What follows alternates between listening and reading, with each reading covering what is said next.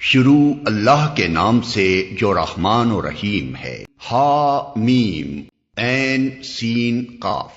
اسی طرح اللہ غالب و حکیم تمہاری طرف اور تم سے پہلے گزرے ہوئے رسولوں کی طرف وحی کرتا رہا ہے۔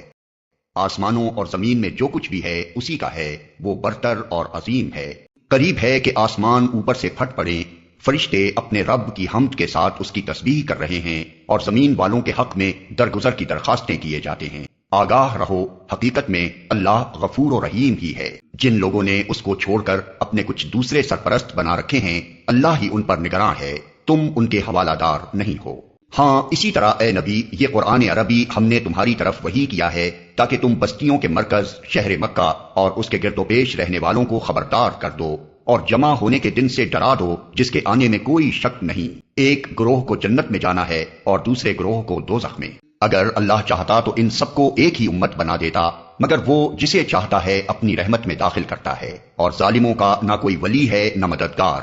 کیا یہ ایسے نادان ہیں کہ انہوں نے اسے چھوڑ کر دوسرے ولی بنا رکھے ہیں؟ ولی تو اللہ ہی ہے، وہی مردوں کو زندہ کرتا ہے اور وہ ہر چیز پر قادر ہے۔ تمہارے درمیان جس معاملے میں بھی اختلاف ہو اس کا فیصلہ کرنا اللہ کا کام ہے۔ وہی اللہ میرا رب ہے، اسی پر میں نے بھروسہ کیا اور اسی کی طرف میں رجوع کرتا ہوں۔ آسمانوں اور زمین کا بنانے والا، جس نے تمہاری اپنی جنس سے تمہارے لیے جوڑے پیدا کیے اور اسی طرح جانوروں میں بھی انہی کے ہم جنس جوڑے بنائے، اور اس طریقے سے وہ تمہاری نسلیں پھیلاتا ہے۔ کائنات کی کوئی چیز اس کے مشابہ نہیں، وہ سب کچھ سننے اور دیکھنے والا ہے۔ آسمانوں اور زمین کے خزانوں کی کنجیاں اسی کے پاس ہیں، جسے چاہتا ہے کھلا رزق دیتا ہے اور جسے چاہتا ہے نپا تلا دیتا ہے۔ اسے ہر چیز کا علم ہے۔ اس نے تمہارے لیے دین کا وہی طریقہ مقرر کیا ہے جس کا حکم اس نے نوح کو دیا تھا اور جسے اے محمد اب تمہاری طرف ہم نے وحی کے ذریعے سے بھیجا ہے، اور جس کی ہدایت ہم ابراہیم اور موسیٰ اور عیسیٰ کو دے چکے ہیں، اس تاکید کے ساتھ کہ قائم کرو اس دین کو اور اس میں متفرق نہ ہو جاؤ۔ یہی بات ان مشرکین کو سخت ناگوار ہوئی ہے جس کی طرف اے محمد تم انہیں دعوت دے رہے ہو۔ اللہ جسے چاہتا ہے اپنا کر لیتا ہے اور وہ اپنی طرف آنے کا راستہ اسی کو دکھاتا ہے جو اس کی طرف رجوع کرے۔ لوگوں میں جو تفرقہ رونما ہوا وہ اس کے بعد ہوا کہ ان کے پاس علم آ چکا تھا، اور اس بنا پر ہوا کہ وہ آپس میں ایک دوسرے پر زیادتی کرنا چاہتے تھے۔ اگر تیرا رب پہلے ہی یہ نہ فرما چکا ہوتا کہ ایک وقت مقرر تک فیصلہ ملتوی رکھا جائے گا تو ان کا قضیہ چکا دیا گیا ہوتا۔ اور حقیقت یہ ہے کہ اگلوں کے بعد جو لوگ کتاب کے وارث بنائے گئے وہ اس کی طرف سے بڑے اضطراب انگیز شک میں پڑے ہوئے ہیں۔ چونکہ یہ حالت پیدا ہو چکی ہے، اس لیے اے محمد اب تم اسی دین کی طرف دعوت دو اور جس طرح تمہیں حکم دیا گیا ہے اس پر مضبوطی کے ساتھ قائم ہو جاؤ، اور ان لوگوں کی خواہشات کا اتباع نہ کرو، اور ان سے کہہ دو کہ اللہ نے جو کتاب بھی نازل کی ہے میں اس پر ایمان لایا۔ مجھے حکم دیا گیا ہے کہ میں تمہارے درمیان انصاف کروں۔ اللہ ہی ہمارا رب بھی ہے اور تمہارا رب بھی۔ ہمارے اعمال ہمارے لیے ہیں اور تمہارے اعمال تمہارے لیے، ہمارے اور تمہارے درمیان کوئی جھگڑا نہیں۔ اللہ ایک روز ہم سب کو جمع کرے گا اور اسی کی طرف سب کو جانا ہے۔ اللہ کی دعوت پر لبیک کہے جانے کے بعد جو لوگ لبیک کہنے والوں سے اللہ کے دین کے معاملے میں جھگڑے کرتے ہیں، ان کی حجت بازی ان کے رب کے نزدیک باطل ہے اور ان پر اس کا غضب ہے اور ان کے لیے سخت عذاب ہے۔ وہ اللہ ہی ہے جس نے حق کے ساتھ یہ کتاب اور میزان نازل کی ہے، اور تمہیں کیا خبر شاید کہ فیصلے کی گھڑی قریب ہی آ لگی ہو۔ جو لوگ اس کے آنے پر ایمان نہیں رکھتے وہ تو اس کے لیے جلدی مچاتے ہیں، مگر جو اس پر ایمان رکھتے ہیں وہ اس سے ڈرتے ہیں اور جانتے ہیں کہ یقیناً وہ آنے والی ہے۔ خوب سن لو، جو لوگ اس گھڑی کے آنے میں شک ڈالنے والی بحثیں کرتے ہیں وہ گمراہی میں بہت دور نکل گئے ہیں۔ اللہ اپنے بندوں پر بہت مہربان ہے، جسے جو کچھ چاہتا ہے دیتا ہے، اور وہ بڑی قوت والا اور زبردست ہے۔ جو کوئی آخرت کی کھیتی چاہتا ہے اس کی کھیتی کو ہم بڑھاتے ہیں، اور جو دنیا کی کھیتی چاہتا ہے اسے دنیا ہی میں سے دیتے ہیں، مگر آخرت میں اس کا کوئی حصہ نہیں ہے۔ کیا یہ لوگ کچھ ایسے شریک خدا رکھتے ہیں جنہوں نے ان کے لیے دین کی نوعیت رکھنے والا ایک ایسا طریقہ مقرر کر دیا ہے جس کا اللہ نے اذن نہیں دیا؟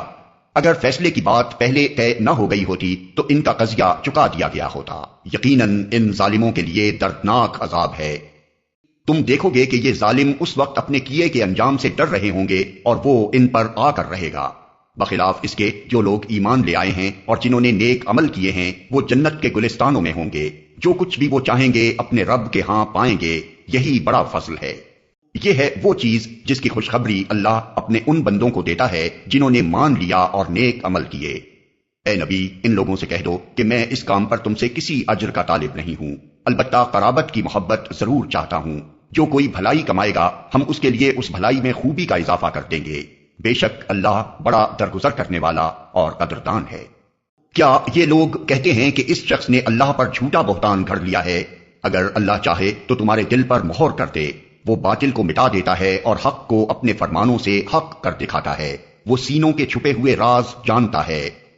وہی ہے جو اپنے بندوں سے توبہ قبول کرتا ہے اور برائیوں سے درگزر کرتا ہے، حالانکہ تم لوگوں کے سب افعال کا اسے علم ہے۔ وہ ایمان لانے والوں اور نیک عمل کرنے والوں کی دعا قبول کرتا ہے اور اپنے فضل سے ان کو اور زیادہ دیتا ہے، رہے انکار کرنے والے تو ان کے لیے دردناک سزا ہے۔ اگر اللہ اپنے سب بندوں کو کھلا رزق دے دیتا تو وہ زمین میں سرکشی کا طوفان برپا کر دیتے، مگر وہ ایک حساب سے جتنا چاہتا ہے نازل کرتا ہے۔ یقیناً وہ اپنے بندوں سے باخبر ہے اور ان پر نگاہ رکھتا ہے۔ وہی ہے جو لوگوں کے مایوس ہو جانے کے بعد مینہ برساتا ہے اور اپنی رحمت پھیلا دیتا ہے، اور وہی قابل تعریف ولی ہے۔ اس کی نشانیوں میں سے ہے یہ زمین اور آسمانوں کی پیدائش اور یہ جاندار مخلوقات جو اس نے دونوں جگہ پھیلا رکھی ہیں، وہ جب چاہے انہیں اکٹھا کر سکتا ہے۔ تم پر جو مصیبت بھی آئی ہے تمہارے اپنے ہاتھوں کی کمائی سے آئی ہے، اور بہت سے قصوروں سے وہ ویسے ہی درگزر کر جاتا ہے۔ تم زمین میں اپنے خدا کو عاجز کر دینے والے نہیں ہو، اور اللہ کے مقابلے میں تم کوئی حامی و ناصر نہیں رکھتے۔ اس کی نشانیوں میں سے ہیں یہ جہاز جو سمندر میں پہاڑوں کی طرح نظر آتے ہیں۔ اللہ جب چاہے ہوا کو ساکن کر دے اور یہ سمندر کی پیٹھ پر کھڑے کے کھڑے رہ جائیں۔ اس میں بڑی نشانیاں ہیں ہر اس شخص کے لیے جو کمال درجہ صبر و شکر کرنے والا ہو، یا ان پر سوار ہونے والوں کے بہت سے گناہوں سے درگزر کرتے ہوئے ان کے چند ہی کرتوتوں کی پاداش میں انہیں ڈبو دے، اور اس وقت ہماری آیات میں جھگڑے کرنے والوں کو پتہ چل جائے کہ ان کے لیے کوئی جائے پناہ نہیں ہے۔ جو کچھ بھی تم لوگوں کو دیا گیا ہے وہ محض دنیا کی چند روزہ زندگی کا سر و سامان ہے، اور جو کچھ اللہ کے ہاں ہے وہ بہتر بھی ہے اور پائیدار بھی۔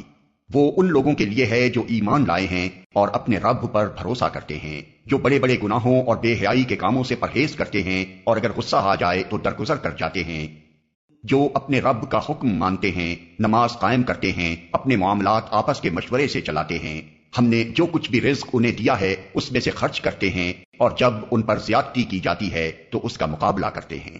برائی کا بدلہ ویسی ہی برائی ہے، پھر جو کوئی معاف کر دے اور اصلاح کرے اس کا اجر اللہ کے ذمے ہے۔ اللہ ظالموں کو پسند نہیں کرتا۔ اور جو لوگ ظلم ہونے کے بعد بدلہ لیں ان کو ملامت نہیں کی جا سکتی۔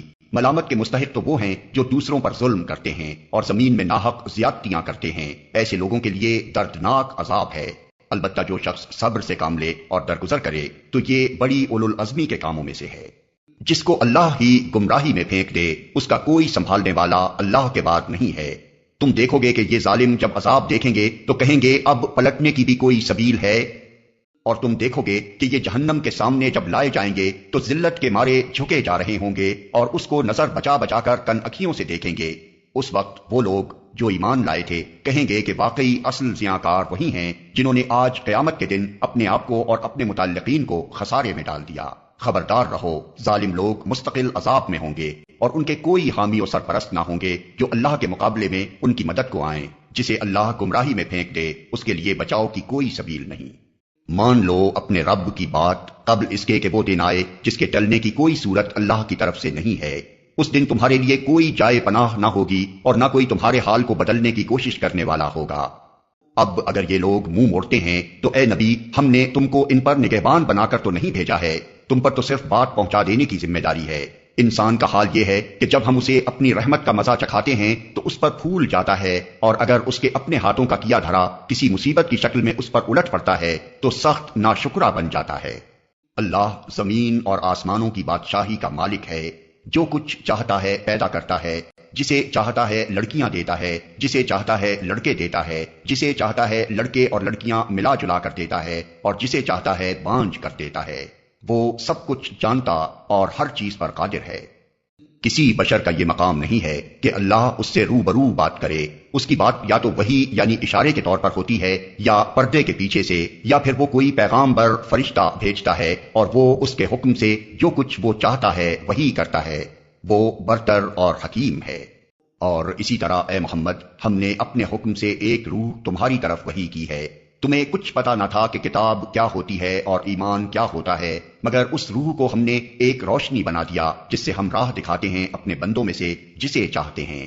یقیناً تم سیدھے راستے کی طرف رہنمائی کر رہے ہو، اس خدا کے راستے کی طرف جو زمین اور آسمانوں کی ہر چیز کا مالک ہے۔ خبردار رہو، سارے معاملات اللہ ہی کی طرف رجوع کرتے ہیں۔